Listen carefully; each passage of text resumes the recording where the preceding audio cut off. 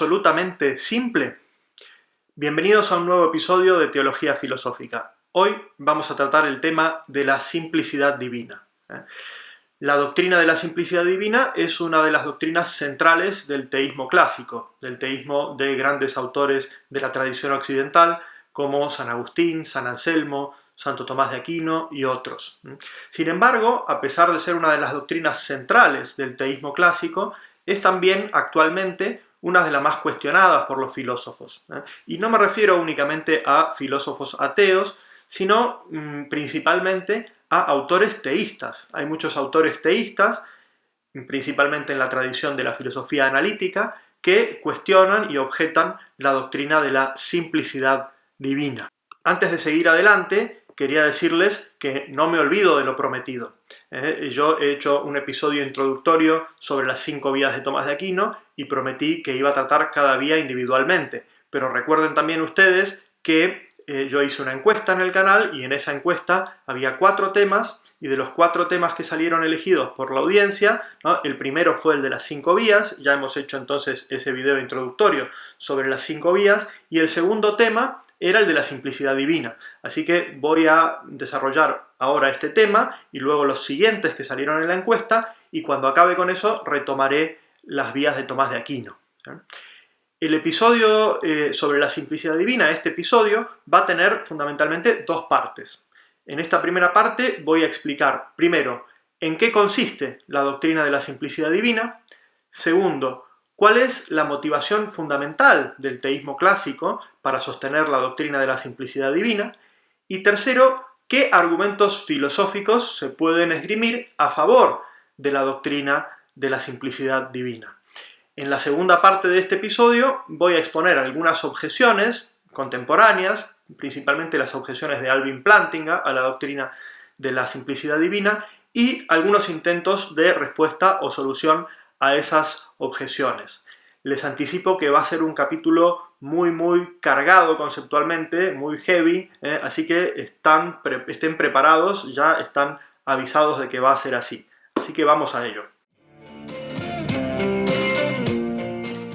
La doctrina de la simplicidad divina consiste, obviamente, en la afirmación de que Dios es un ser absolutamente simple. ¿Pero qué quiere decir que Dios es absolutamente simple? Bueno, quiere decir fundamentalmente 2 cosas, 2 afirmaciones, 2 proposiciones en las que consiste la doctrina de la simplicidad divina. La primera de ellas es que Dios es un ser que no tiene ningún tipo de composición, es decir, no está compuesto de partes de ningún tipo. Para empezar, no está compuesto de partes físicas, de partes extensas, de partes materiales. Esto es obvio porque en el teísmo clásico se entiende que Dios es un ser inmaterial, un ser incorpóreo. Pero tampoco está compuesto de partes metafísicas, es decir, de principios constitutivos como podrían ser la materia y la forma, la sustancia y el accidente, la esencia y el ser, o cualquier otro tipo de composición metafísica que se quiera proponer. Entonces la primera tesis de la doctrina de la simplicidad divina es esta: Dios no tiene partes, no está compuesto ni de partes físicas ni de partes metafísicas. Ahora, esta afirmación tiene a su vez unas consecuencias, unos corolarios podríamos llamarle, que los vamos a enumerar. El primer corolario de esta afirmación es que Dios tiene por sí mismo todo su ser de modo completo. Es decir, el ser divino está completo en sí mismo, no le falta absolutamente nada, y por lo tanto el ser divino tampoco se ordena a nada distinto de sí mismo que le falte para completarlo. El ser divino es absolutamente completo en sí y no se ordena a ninguna otra cosa, porque el ser divino precisamente no es resultado de la composición de otras cosas. Es decir, no es el resultado de la composición de otros principios anteriores, ni de nada distinto de él, ¿no? Entonces ese es el primer corolario o consecuencia, ¿no? Es decir, dado que Dios no está compuesto de partes, tiene su ser completo. Segundo, Dios no entra en composición esencial con ninguna otra cosa. Es decir, Dios es absolutamente distinto de todo lo demás, de todas las otras cosas que existen, y su ser no se complementa con ninguna otra cosa. Por eso también decimos, y esto es parte de este mismo corolario, que Dios es absolutamente trascendente respecto del mundo y es distinto del mundo, distinto de todo lo finito, distinto de todo lo creado, precisamente porque no entra en composición con ninguna otra cosa. Fíjense, esto es un poquito complejo, pero les voy a leer un texto de San Buenaventura que lo ilustra muy bien. Fíjense lo que dice San Buenaventura. El ser divino, porque es el primero, no es compuesto de otros, pues nada tiene anterior a sí. Porque es perfectísimo, no es componente de otros, pues lo que es perfecto no entra en la constitución de un tercero. Y porque es último, porque es el fin de todas las cosas, todo el resto se ordena hacia él, como a su término quietativo. De suerte que es absolutísimo, y por eso excluye de sí toda composición actual, más también la potencial. Bueno, muy bien. Con esto queda explicado la primera tesis de la doctrina de la simplicidad divina. Dios no tiene partes, ¿no? Ni físicas ni metafísicas, y como no tiene partes ni físicas ni metafísicas, entonces no entra en composición con ninguna otra cosa, su ser es completísimo, etcétera, etcétera, etcétera. ¿Cuál es la segunda tesis, la segunda afirmación central de la doctrina de la simplicidad divina? Bueno, la afirmación de que Dios es absolutamente idéntico con todo lo que hay en él. Como lo dice Tomás de Aquino, todo lo que hay en Dios es la esencia divina. Es decir, no hay nada en Dios que no sea el mismo Dios. Bien, esto se sigue del hecho de que Dios no tiene partes, ¿no? Dios es idéntico con todo lo que hay en él porque no hay partes constitutivas, ¿no? Es decir, que las dos afirmaciones están íntimamente y conceptualmente interconectadas. Pero vamos a ver algunas consecuencias de esta segunda afirmación. ¿Qué se sigue del hecho de que todo lo que hay en Dios es Dios? Bueno, primero, que Dios es idéntico con cualquiera de las propiedades que se le pueda atribuir con verdad. ¿Qué quiere decir esto? Que Dios es idéntico con todas las propiedades que se le puede atribuir con verdad. Primero, que cuando decimos que Dios es bueno, por ejemplo, o que Dios es sabio, no solamente decimos que tiene la bondad, o no decimos que tiene la bondad o la sabiduría como una cualidad distinta del mismo, sino que Dios es su misma bondad, Dios es su misma sabiduría, etcétera, etcétera, etcétera. Fíjense cómo dice esto San Anselmo. Fíjense, dice: tú eres, por tanto, la misma vida por la que vives, la sabiduría por la que sabes, y la misma bondad por la que eres bueno con los buenos y con los malos. Y del mismo modo respecto a los atributos semejantes. Entonces, fíjense, Dios es idéntico con todo lo que hay en él, por lo tanto, Dios es idéntico con todas sus propiedades, o todas las propiedades que le podemos atribuir con verdad.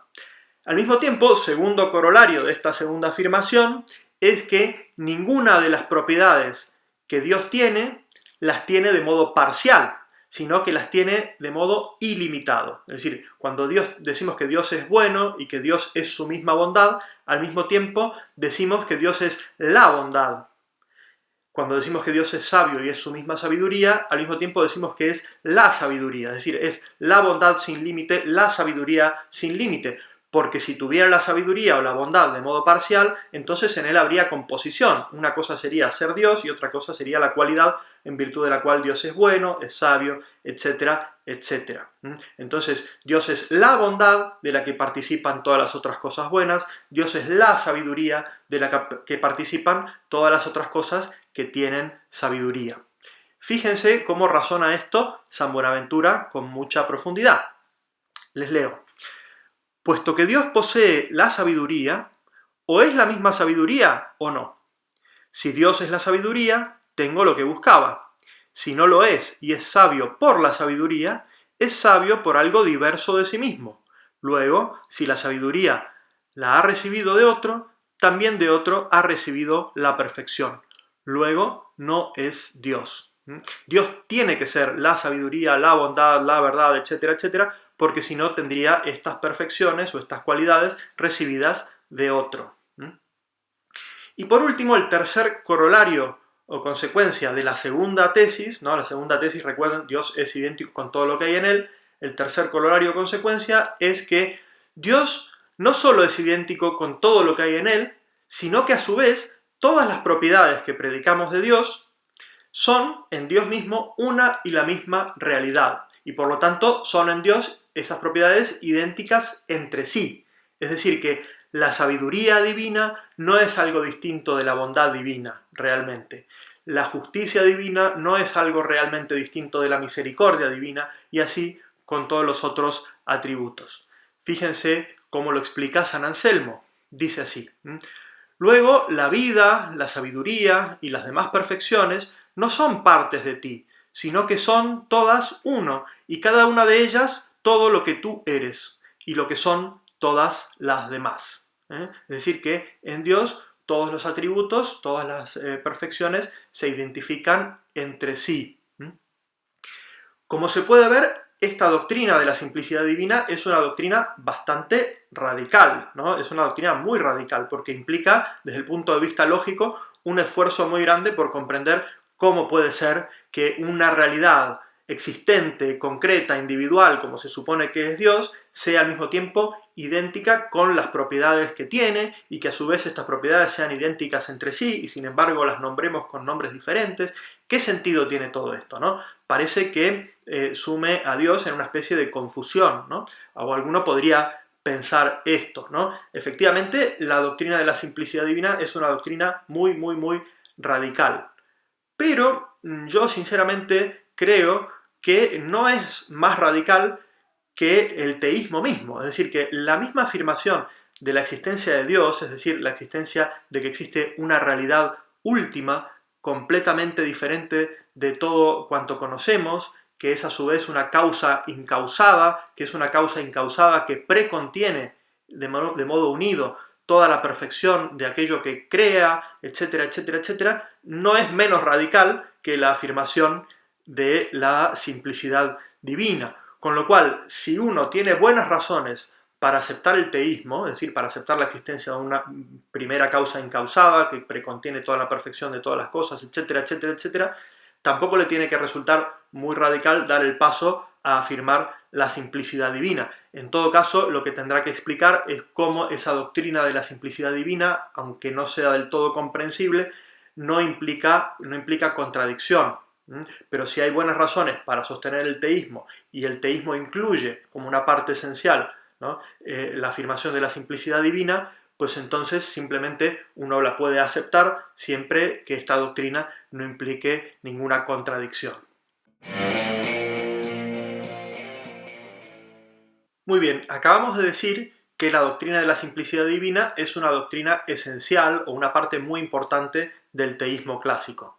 Pero, ¿qué motivación tiene el teísmo clásico para sostener esta doctrina? ¿Qué es lo que lleva al teísmo clásico a sostener que Dios es absolutamente simple? Bien, las principales motivaciones son de tipo filosófico, son de tipo metafísico. En primer lugar, la motivación principal es que la simplicidad divina permite preservar el carácter incausado y, por lo tanto, no dependiente de la realidad divina, lo que se llama habitualmente, o algunos teólogos llaman, la aceidad divina, que Dios es ace, Dios es por sí mismo, es decir, que Dios no depende de ninguna otra cosa para existir. ¿Y por qué la simplicidad divina preserva esta tesis? Bueno, fíjense ustedes, ¿no? Se supone que todo aquello que es compuesto, todo lo que está compuesto de partes, sean partes físicas o sean partes metafísicas, es dependiente en su ser de aquellos elementos de los que está compuesto. Todo lo compuesto depende de sus componentes para ser. Si Dios es la primera causa de todas las demás cosas, de las que todas las demás cosas dependen en el ser, entonces él mismo no puede depender de nada anterior, de ninguna otra cosa para ser. Este argumento lo vamos a ver con más detalle cuando veamos específicamente los argumentos para sostener la simplicidad divina, pero desde ya les digo que es la motivación central o la motivación principal.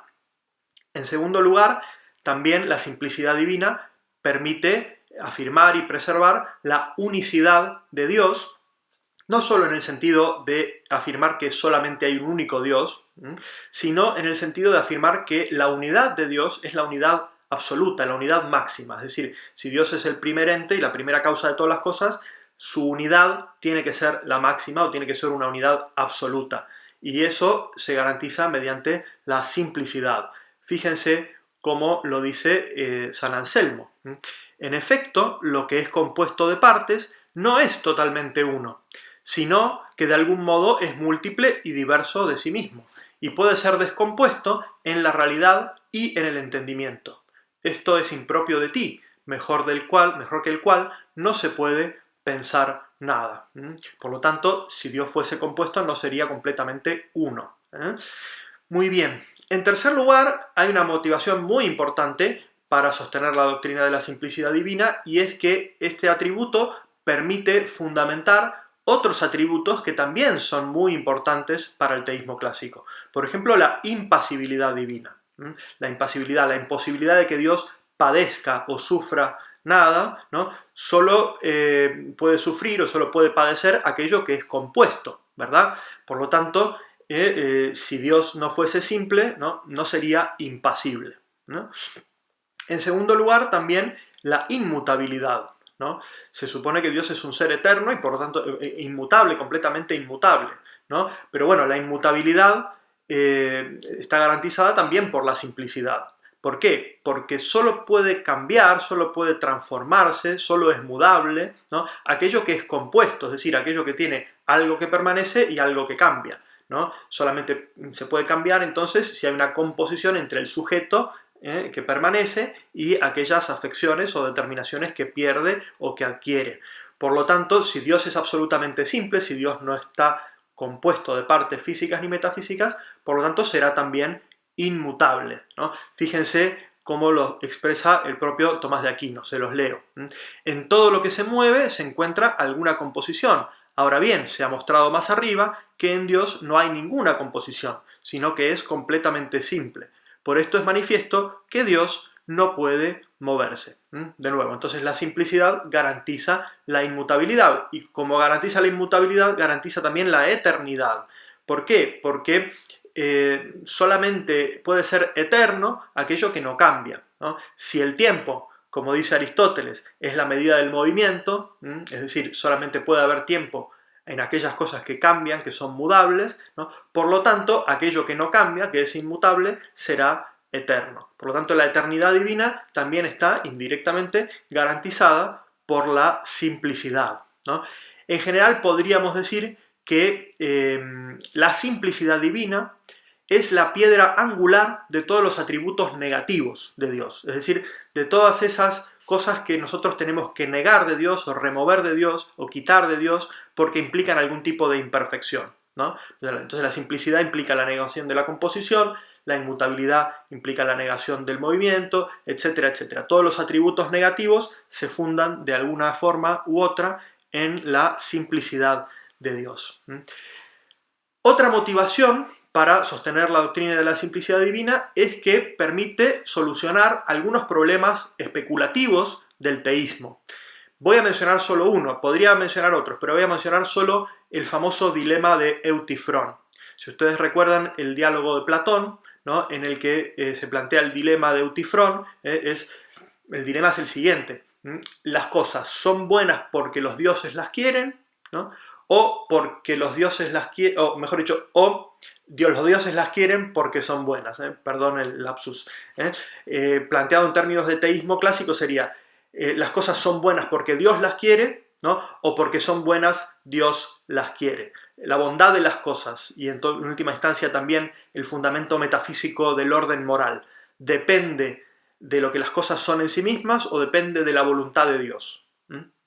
Bueno, fíjense ustedes, si mediante la doctrina de la simplicidad divina afirmamos que el intelecto divino y la voluntad divina son una y la misma realidad, ¿no?, y ambas se identifican a su vez con la sustancia divina, entonces el dilema de Eutifrón virtualmente desaparece, porque podemos decir que Dios es el fundamento último de la bondad de todas las cosas, tanto a través de su intelecto, que conoce el bien, como a través de su voluntad, que quiere el bien, ¿no? Entonces, de alguna manera, la simplicidad divina permite solucionar, o por lo menos poner de lado, este famoso dilema. Por último, voy a mencionar una motivación extrafilosófica para sostener la doctrina de la simplicidad divina. Y esta motivación solamente puede ser relevante para aquellos filósofos y teólogos que sean específicamente católicos, ¿no?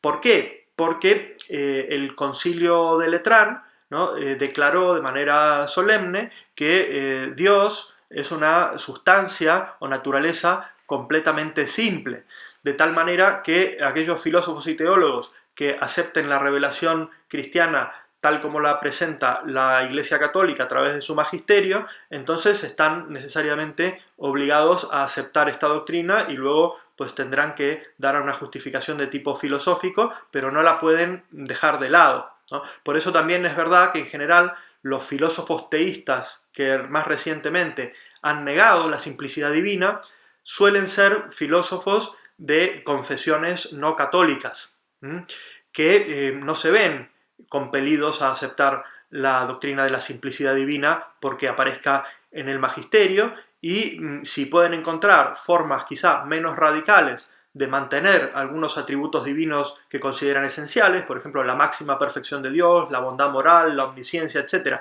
pero sin afirmar la simplicidad, entonces van a buscar esas otras formas, ¿verdad? Bueno, muy bien, con esto ya tenemos las motivaciones para la doctrina de la simplicidad divina. Bueno, pero ¿qué argumentos hay para sostener la doctrina de la simplicidad divina? ¿Qué argumentos filosóficos se pueden esgrimir a favor de esta tesis? Dentro del teísmo clásico, quizá el autor que más ha insistido en este atributo y el que ha presentado más argumentos es posiblemente Tomás de Aquino. Es uno de los autores más emblemáticos en esta cuestión, y también hay que decir es el blanco claramente identificable de la mayor parte de las críticas actuales a esta doctrina. La mayor parte de los autores que dentro de la tradición de la filosofía analítica critican la doctrina de la simplicidad divina dirigen sus críticas de modo expreso a la formulación de Tomás de Aquino. Por eso conviene presentar y analizar los argumentos de Tomás de Aquino.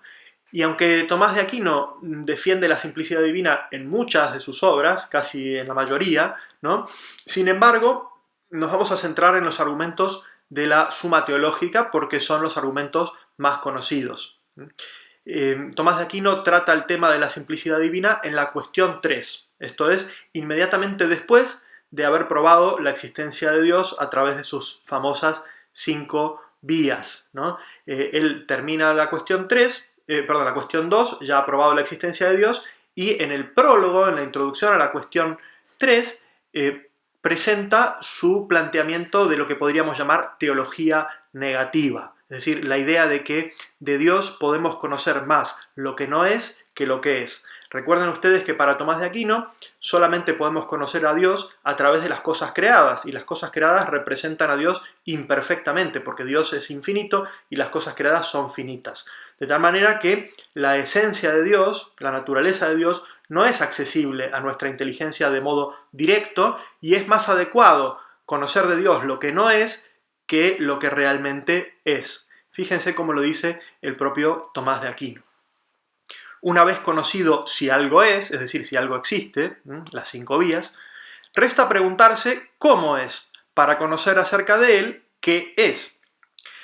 Pero dado que acerca de Dios no podemos conocer qué es decir, no podemos conocer la esencia divina porque es infinita, no podemos considerar acerca de Dios cómo es, sino más bien cómo no es. Esto parece un trabalenguas, pero básicamente lo que está diciendo es que las negaciones respecto de Dios son siempre más adecuadas que las afirmaciones, porque la esencia divina supera infinitamente nuestro intelecto.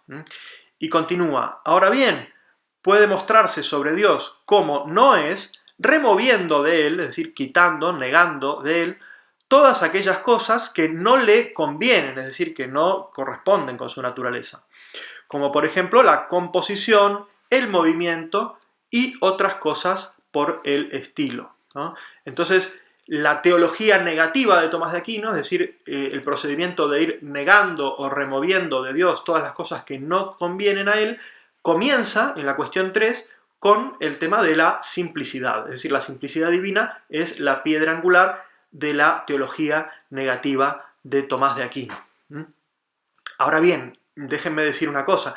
Lo cierto es que para discernir respecto de Dios qué conviene negar, hay que tener ya una cierta noción, un cierto concepto afirmativo. Es decir, Tomás de Aquino no adhiere a lo que podríamos llamar un agnosticismo esencial, es decir, a la idea de que no podemos tener absolutamente ningún conocimiento de la esencia divina. Tenemos un conocimiento de la esencia divina parcial y limitado a través de las criaturas. Por eso a mí me gusta decir siempre que la teología negativa de Santo Tomás, su teología apofática, está, ¿no?, de alguna manera sustentada en una teología afirmativa o catafática subrepticia.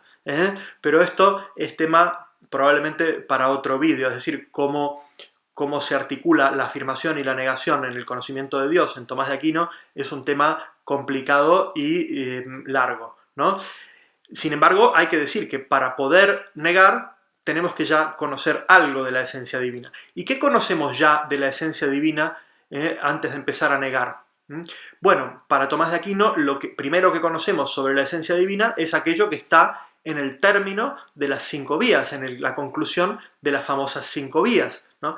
Las 5 vías concluyen en la existencia de, primero, un primer motor que es acto puro, primera vía, a la que no le falta pura perfección, pura actualidad, no le falta nada por actualizar, ¿no?, que es a su vez una causa incausada, es el término de la segunda vía, que es un ser absolutamente necesario por sí, el término de la tercera vía, la conclusión de la tercera vía, que es el bien, la verdad y el ser en su grado máximo, esa es la conclusión de la cuarta vía, y por último, que es una inteligencia ordenadora de todas las cosas, quinta vía, aunque este último término no opera demasiado a la hora de fundamentar la simplicidad divina, ¿no? Bueno, muy bien, a partir del término de esas 5 vías, es decir, que hay un motor inmóvil, una causa incausada, un ser necesario por sí, un bien infinito, etcétera, etcétera, se pueden deducir todas las afirmaciones y todas las negaciones que podemos hacer acerca de Dios con verdad. Y en concreto, la demostración de la simplicidad divina, es decir, de que Dios no es un ser compuesto, está en el artículo 7 de la cuestión 3. En ese artículo 7 de la cuestión 3, Tomás de Aquino presenta 5 argumentos, otras 5 vías, 5 argumentos para demostrar que Dios es absolutamente simple, ¿no? De esos 5 argumentos, ¿no?, yo los clasifico en 2 clases. El primer argumento es un argumento que podríamos llamar inductivo, y los otros 4 argumentos podríamos llamarlos deductivos. ¿Por qué inductivo y deductivo? Ahora lo vamos a ver. Vamos al primer argumento, al que yo llamo argumento inductivo. Fíjense lo que dice Tomás de Aquino. Dado que en Dios no hay composición ni de partes cuantitativas, pues no es un cuerpo, ni composición de forma y materia, ni son distintos en él la naturaleza y el supuesto, ni es distinta la esencia del ser, ni hay en él composición de género y diferencia, ni de sujeto y accidente, es evidente que Dios no está compuesto de ningún modo, sino que es completamente simple. Entonces, fíjense, ¿por qué yo llamo a este argumento inductivo? Porque Santo Tomás enumera, pasa revista, recorre todos los modos de composición posibles y va viendo cómo Dios no está compuesto de ninguno de estos modos. Ni materia y forma, ni sujeto y naturaleza, ni esencia y ser, etcétera, etcétera, etcétera, etcétera. Y una vez que ha recorrido todos los modos posibles de composición y ha constatado que Dios no está compuesto de ninguno de estos modos, la conclusión es que Dios no está compuesto de ningún modo en absoluto. Bueno, pero ¿por qué afirma Santo Tomás que Dios no está compuesto de ninguno de estos modos que ha enumerado? Bueno, esto lo ha probado o lo ha demostrado en los artículos anteriores de la cuestión 3. Entonces ahora les voy a romper un poco la cabeza, pero vamos a hacer un repaso maratónico por los primeros artículos de la cuestión 3 para ver cómo Tomás de Aquino demuestra que Dios no está compuesto ni de materia y forma, ni de esencia y ser, ni de sustancia accidente, etcétera, etcétera, etcétera. Prepárense para este recorrido porque va a ser un poco heavy.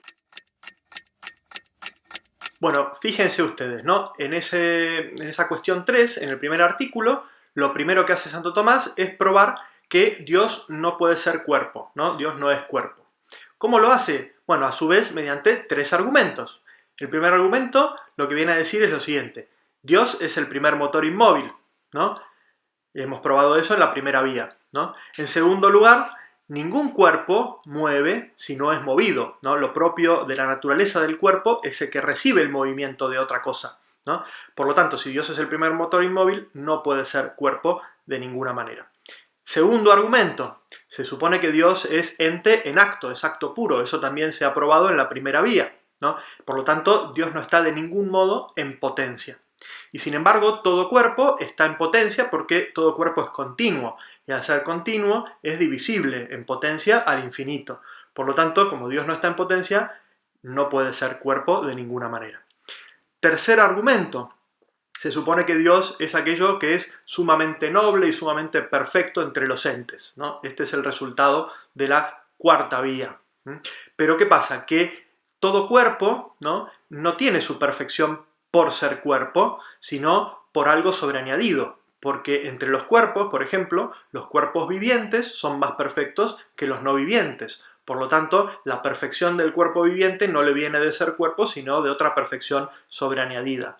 Por lo tanto, si Dios es aquello que es sumamente noble y perfecto entre los entes, no lo será por tener un cuerpo, más bien es imposible que tenga un cuerpo, ¿no? Bien, entonces con eso Tomás de Aquino prueba que Dios no está compuesto de partes físicas, porque al no tener cuerpo no tiene extensión, por lo tanto no puede tener partes físicas.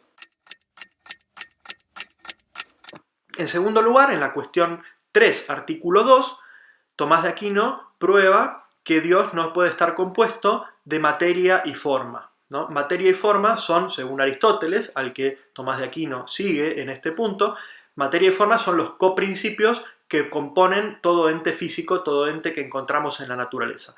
Todas las sustancias que encontramos en la naturaleza están compuestas de una forma, es decir, un modo de ser esencial, ¿no? La forma da el modo de ser a una cosa, la forma es aquello en virtud de lo cual una cosa tiene el modo de ser que tiene, ¿no? De perro, de caballo, de jirafa, de piedra o de lo que sea, y la materia es aquel principio en virtud del cual la forma está individuada en este individuo en concreto, ¿no? Es decir, la materia es el principio de individuación y de multiplicación de una forma. Y a su vez es el principio en virtud del cual la cosa está en potencia respecto de otras determinaciones, lo que permite que el perro pueda dejar de ser perro y transformarse en otra cosa, ¿verdad?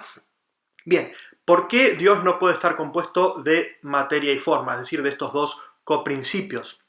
Primero, tres razones de nuevo. Primero, porque Dios es acto puro, como se ha probado en la primera vía. Si Dios es acto puro, ¿no? Y la materia es principio potencial, es el principio en virtud del cual una cosa puede cambiar, puede devenir, puede transformarse en otra cosa distinta, entonces Dios no puede tener materia y no puede estar compuesto de forma y materia.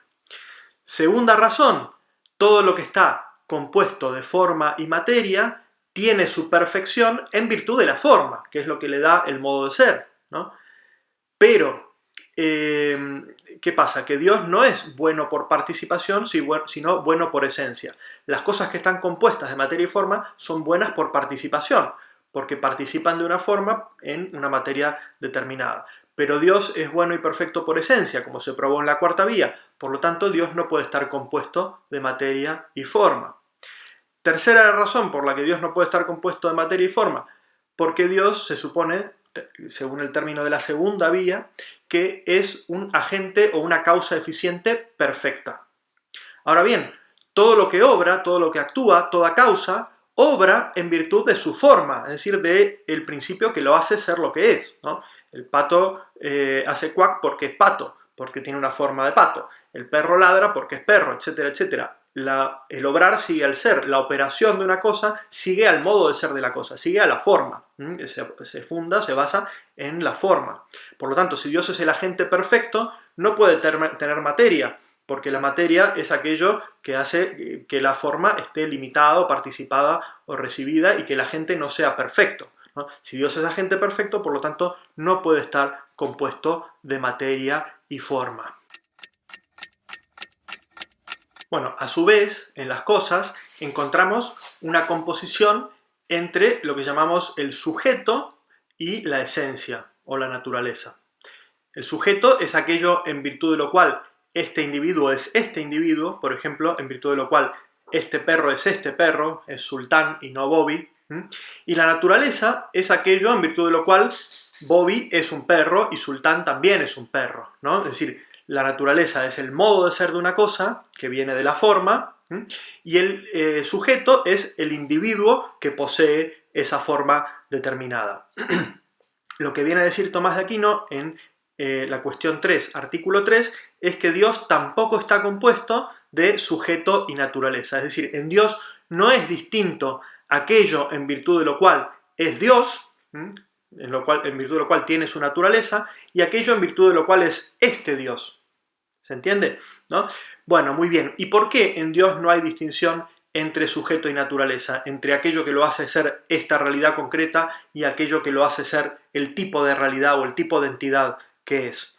Bueno, fundamentalmente porque solamente puede haber distinción entre sujeto y naturaleza en aquellos individuos que están compuestos de materia y forma, porque como explica allí Tomás de Aquino, ¿no? El hecho de que Bobby sea este perro y Sultán sea este perro no se debe a la naturaleza, que es común a ambos, sino que se debe a la materia en la cual esa naturaleza está multiplicada en virtud de que esa forma está compuesta con una materia o está unida a una materia determinada. Para Tomás de Aquino, igual que para Aristóteles, la materia es el principio de individuación y de multiplicación de una forma.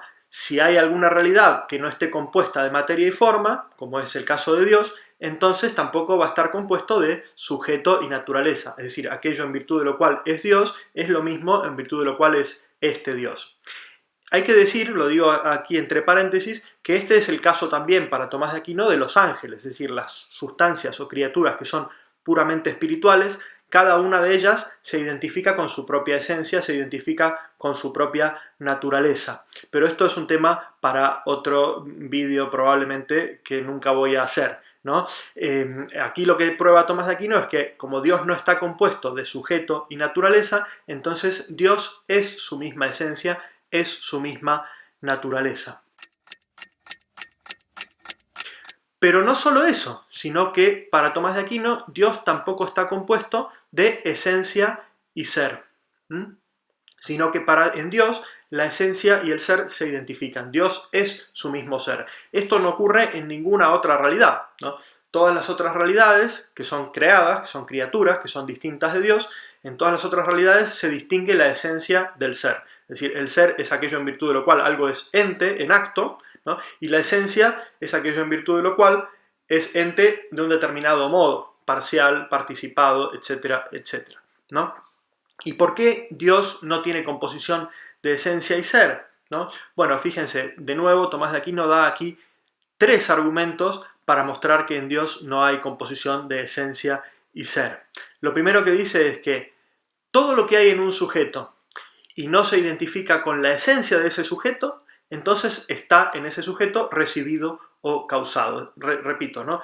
Todo lo que tiene una perfección, ¿no? Y no la tiene por esencia, la tiene recibida de otro. Por ejemplo, no sé, el agua, cuando está caliente, no tiene el calor en virtud de que es agua, sino la tiene en virtud de una causa exterior, por ejemplo, el fuego o cosa por el estilo. ¿Qué sucede? Que si en Dios fuera distinto el ser de la esencia, entonces su ser sería causado. Si él no fuera ser por esencia, si su ser no fuera esencial, no tuviera el ser precisamente por ser Dios, ¿no? Entonces tendría el ser recibido de una causa distinta. Y sin embargo, Dios es la primera causa eficiente, como se probó en la segunda vía, por lo tanto, en Dios no puede haber distinción entre el ser y la esencia. La segunda razón por la que en Dios no puede haber distinción y composición entre ser y esencia es que el ser, ¿no?, es la perfección que hace que una cosa sea ente en acto. Es decir, el ser es, como dice Tomás de Aquino, el acto de todo acto, la perfección de toda perfección. Nada puede existir, ni ser ente, ni tener ninguna otra perfección si no tiene, en primer lugar, el ser. ¿Eso qué quiere decir?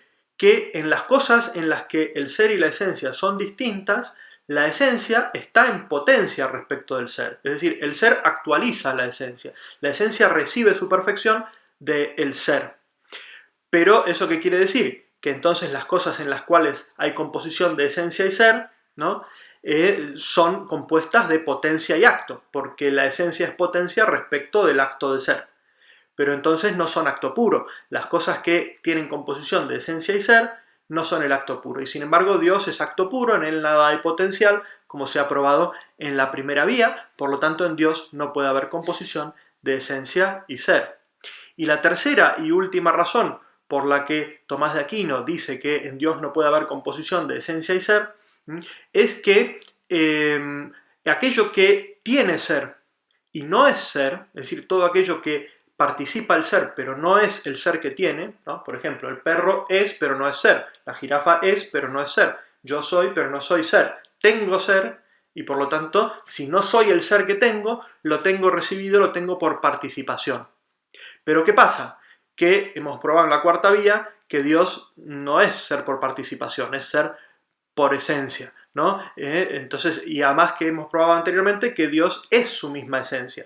Si Dios es su misma esencia, entonces Dios también es su mismo ser. A su vez, Tomás de Aquino prueba que en Dios no puede haber una composición entre sustancia y accidentes. ¿Qué quiere decir esto? Que Dios no puede tener propiedades o afecciones que sean distintas de su misma naturaleza, ¿no?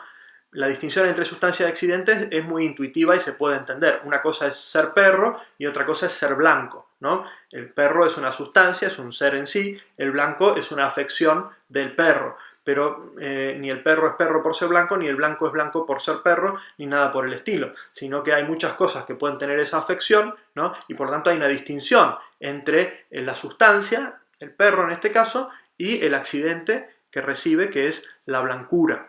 Sustancia es todo aquello que es o existe en sí, accidente es todo aquello que es o existe en otro. Por ejemplo, un perro, Bobby, es una sustancia, la blancura del perro es un accidente, es una afección que existe en otro. Bueno, lo que dice Tomás de Aquino en el artículo 6 de la cuestión 3 es que en Dios no puede haber composición de sustancia y accidente. Dicho en otros términos, Dios es el mejor automovilista porque no tiene accidentes. Bueno, echemos un manto de piedad sobre esto que acabo de decir y sigamos adelante. ¿Por qué en Dios no puede haber composición entre sustancia y accidente?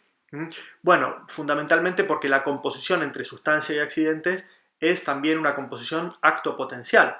La sustancia recibe una actualidad, una perfección del accidente.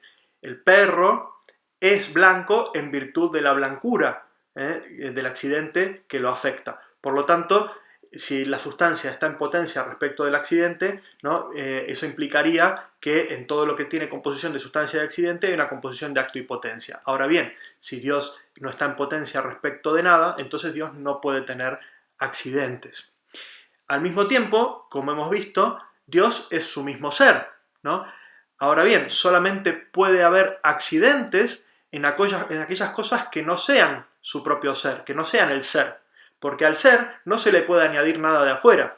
Si hay algo que sea el mismo ser y el mismo ser subsistente, el mismo ser infinito, no puede recibir ninguna afección de fuera del ser. Por lo tanto, a Dios no se le puede añadir nada y por lo tanto Dios no puede tener accidentes. Queda todavía una composición más que Tomás de Aquino trata en la Suma Teológica, que es la composición de género y especie.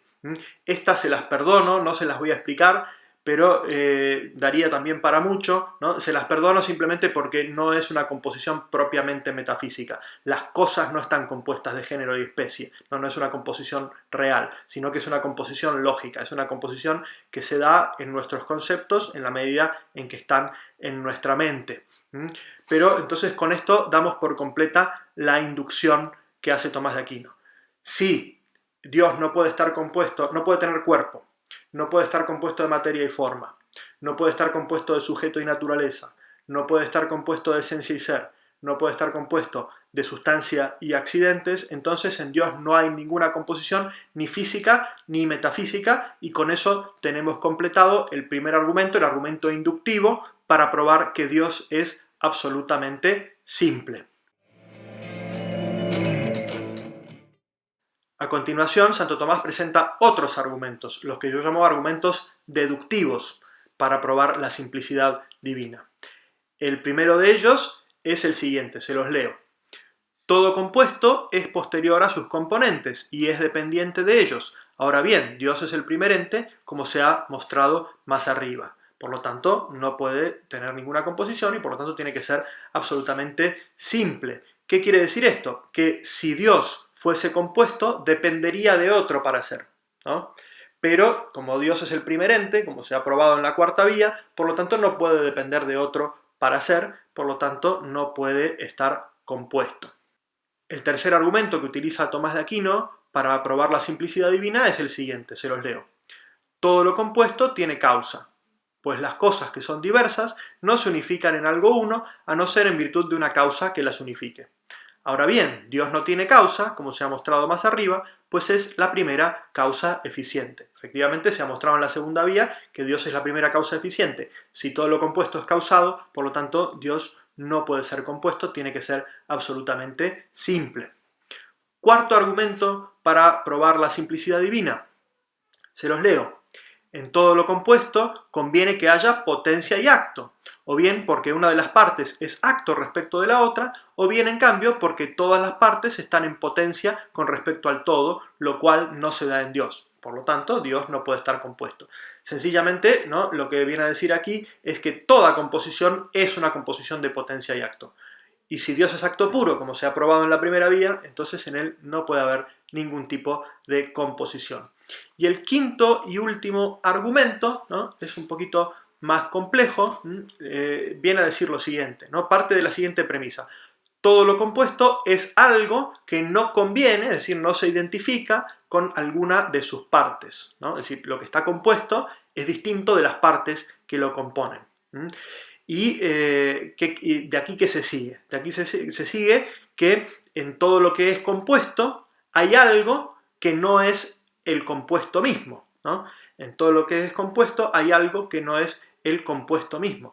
Pero si se vio antes que Dios es su misma esencia y a su vez es su mismo ser, entonces no puede haber en él nada que no sea él mismo. Por lo tanto, Dios no puede estar compuesto de ningún modo. Muy bien. Ha sido maratónico y agotador para mí, supongo que también para ustedes, pero con esto doy concluida la presentación general del tema de la simplicidad divina. Hemos visto en qué consiste la doctrina de la simplicidad divina, qué motivación tiene el teísmo clásico para sostener la doctrina de la simplicidad divina y qué argumentos hay, al menos los de Tomás de Aquino, a favor de la simplicidad divina. Nos queda por ver en una segunda parte qué objeciones hay, sobre todo objeciones de la filosofía contemporánea analítica, a la doctrina de la simplicidad divina y qué posibles soluciones se presentan a estas objeciones. No se pierdan la continuación, va a ser igual de heavy, pero un poquito más entretenida que esta primera. Déjenme sus comentarios y no olviden suscribirse al canal.